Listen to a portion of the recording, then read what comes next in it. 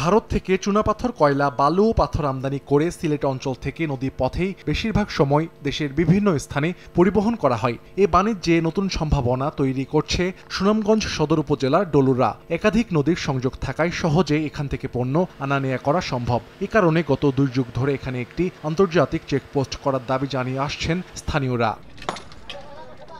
এলাকাবাসী জানান, ডলুরা একটি শুল্ক স্টেশন নির্মাণ করা হলে সুনামগঞ্জের সদর ও বিশ্বম্ভরপুর উপজেলার 4টি ইউনিয়নের আর্থসামাজিক উন্নতির পাশাপাশি বাড়বে কর্মসংস্থান। এতে কমে আসতে পারে চোরা কারবারির সংখ্যাও, পাশাপাশি উন্নত হবে সড়ক যোগাযোগের অবকাঠামো।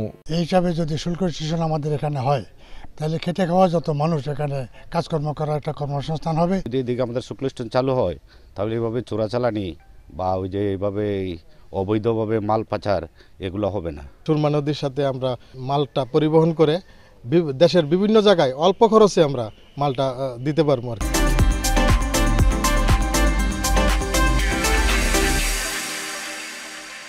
সম্প্রতি ডলুরা পরিদর্শন করে কাস্টমস বিভাগ ও জেলা প্রশাসনের একটি প্রতিনিধি দল। এ সময় তারা শুল্ক স্টেশন নির্মাণের সম্ভাবনা ও ইতিবাচক আশ্বাস দেন। এখানে আমি আপাতত কোনো সমস্যা পাচ্ছি না, তো ইন্ডিয়ান কাস্টমসের সাথে আলাপ করে ডিটেলস আমরা আপনাদের সিদ্ধান্তটা জানাতে পারবো। এটার কার্যক্রম একদমই শেষ পর্যায়ে, এখানে জায়গা নির্ধারণ হয়ে গিয়েছে। এখন কাস্টমস ওনারা দেখে যাচ্ছেন, ওনারা পজিটিভ মতামত দিলেই আমার মনে হয় যে এটা খুব দ্রুত এটা স্থাপন করা সম্ভব হবে। সুনামগঞ্জ জেলা সদর থেকে ডলুরার দূরত্ব মাত্র 8 কিলোমিটার। সময় সংবাদ, সুনামগঞ্জ।